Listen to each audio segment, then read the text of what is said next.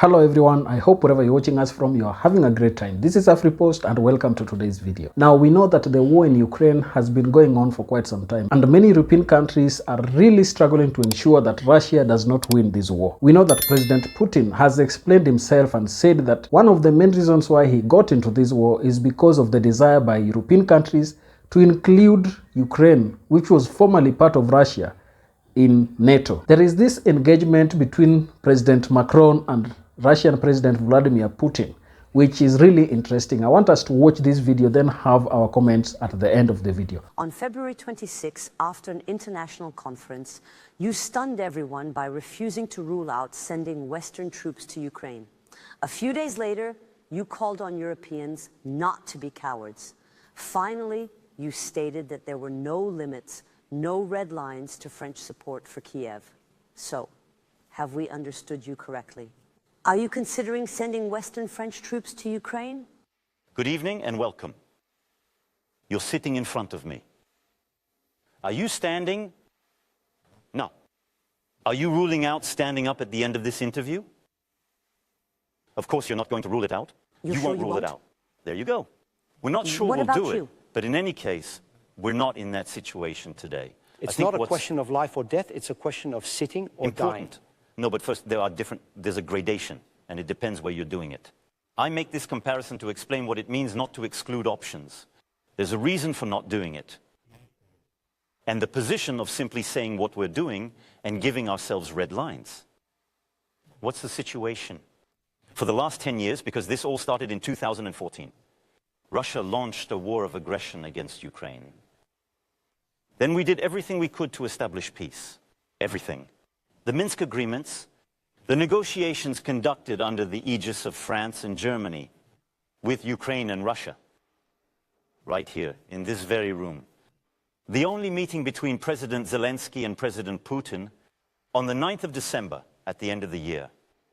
And Russia, the Kremlin regime once again decided for itself in February 2002 to launch the second stage of this offensive, a full-scale war against Ukraine. And not just the Donbass, because he's not telling us his limits. He regularly bombs Kiev, attacks Odessa, and so on. We have an objective. Russia cannot and must not win this war. For 2 years, we've been helping Ukraine. And if things were to get out of hand, it would once again be Russia's sole responsibility. Russia's responsibility.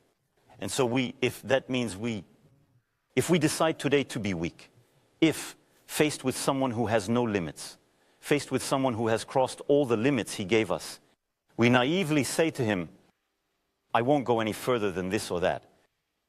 At that point, we're not deciding peace. We're already deciding defeat.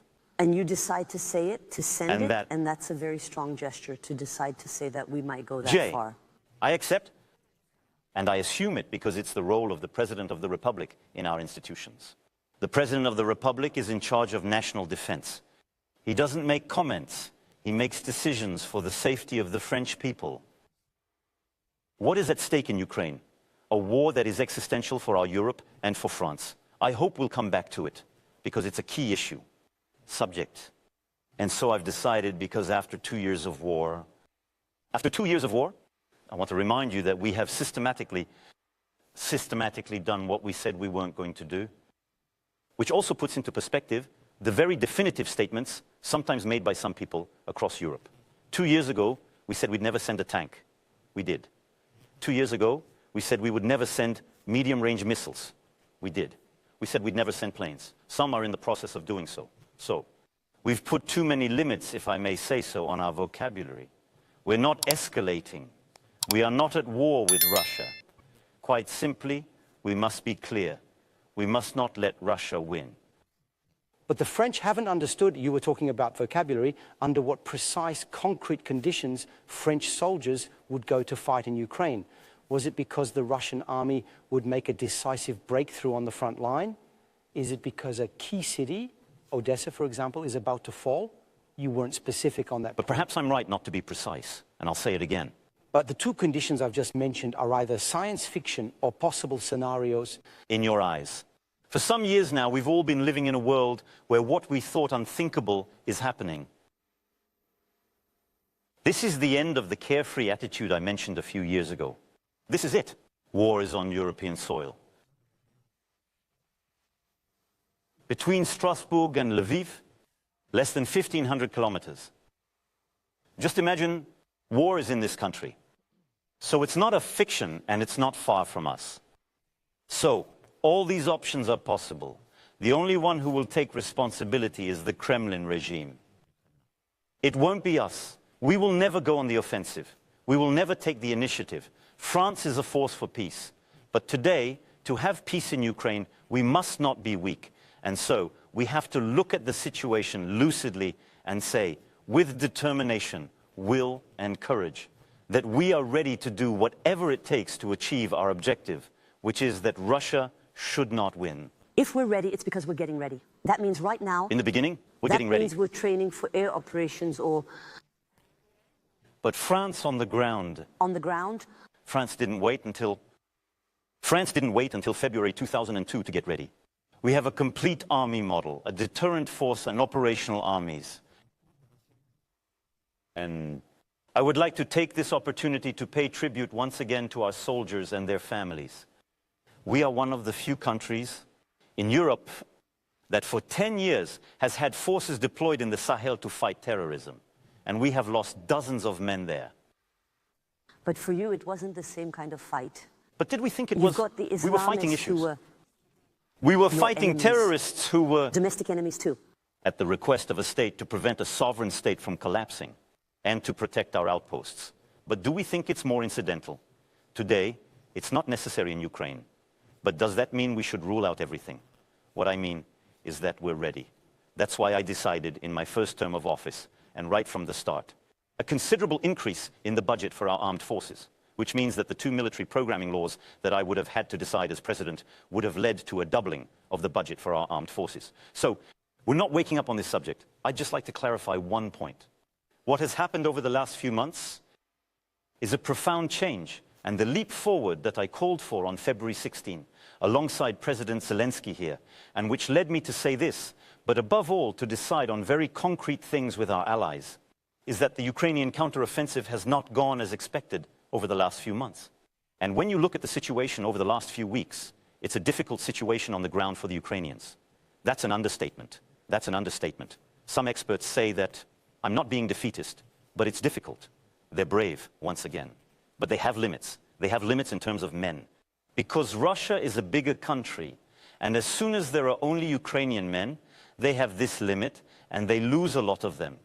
And they have a limit in terms of shells and missiles, because just about now, when Russia fires 10 shells, we respond with 1. So you can see that the situation on the front is very fragile. And next to that, you have a regime in the Kremlin that has hardened profoundly. Because what's the difference? All these last months, and I would say in gradation, the informational and cyber attacks, including in our daily lives on hospitals in France and elsewhere in Europe, which has hardened by deciding to kill political opponents. But this is nothing Alexei new. Lavallee, but I'm not saying it's us. I'm saying it's intensifying. But the alarm could have been sounded earlier. That's what I mean. You can't blame me for sounding the alarm too early, and you can't blame me for sounding it earlier. I believe that as I look at the situation with a clear head, we have done everything we could beyond sounding the alarm to be demanding. But the agreements with President Putin, the clear head that I am evoking in front of you, I have been wearing since the June of June in Versailles, saying, you're attacking us. You're manipulating our data. I was a victim of this in my first campaign. So we need to establish respect and stop you being a destabilizing force. I'll say it again in 2008, in 2009, but back then we wanted to avoid war. Then there was the time when we helped Ukraine to resist. But now the situation on the ground in Ukraine is changing. The situation is much more difficult for them. Russia is getting tougher at home and stepping up its attacks. And so, yes, I say to you with the utmost solemnity, this beginning of the year, 2024, must be, for us, one of startup. Well, I guess there is certain bitterness when we stayed in contact directly, we spoke about this frankly. We did not go to Africa, we did not squeeze anyone out of Africa, but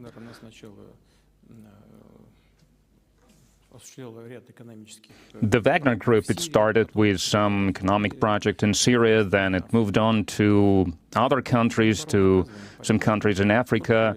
We are supporting this group, but only from that point of view that it's a Russian group. We have not squeezed anyone out. It's just that African leaders from certain countries made agreements with the Russian economic operators. They wanted to work with them. In certain areas, they did not want to work with the French. It was not our initiative. It was an initiative from our African friends. I do not understand why should they feel bitter about anything. If an independent country wants to develop relations with some other country, including Russia, for example, Russia, we have not done anything to these former French colonizers in these countries. And I'm not being ironic because historically, in many of these countries, France was a metropolis, was a mother country, and they do not want to deal with them anymore now. So we have nothing to do with this. So maybe it's just a convenient stance for them to take offense and not to notice the problems, the issues that they have. Maybe this embittered emotional reaction from the French president, well, has to do with what's happening in certain African countries, among other things. But I know there are African countries that are willing to work with the French, to deal with the French. Other countries, they do not want to do that, and we have nothing to do with that. We are not trying to talk someone out of dealing with anyone else. We do not have any state goals there. We are just being friends with them. They want to develop relations with us. We reciprocate. So I don't think there is anything to take offense on. You know, for many years, it has been the interest of European countries and the West as a whole that Russia gets to lose in every endeavor that it engages in, especially now when we look at the war in Ukraine. One of the main issues there is that the European nations do not want Russia to win at all costs, and that is why they are ready to spend their taxpayers' money. President Putin has highlighted the decline of popularity for France in Africa. You know, as it is, Africa is a very pivotal continent because Africa is the home of almost all the natural resources and minerals that may be required in manufacturing of anything that you may want here. So since many former colonies of France have been coming up and fighting against French forces within their countries, it seems President Macron thinks that Russia is the one that is instigating this kind of uproar and leading to its loss of investment that it has been having or gaining from Africa. So it is very bad for President Macron when he sees that Russia, through the Wagner forces, is succeeding in toppling it out and removing it out of the areas that it has really had a lot of capturing. I don't know what you think about this, but please, if you're watching us for the first time, don't forget to subscribe to our channel, like this video, and also share. And also remember to give us your comment down in the comment section so that we understand your perspective about this topic. Thank you, and may the good Lord bless you. Goodbye.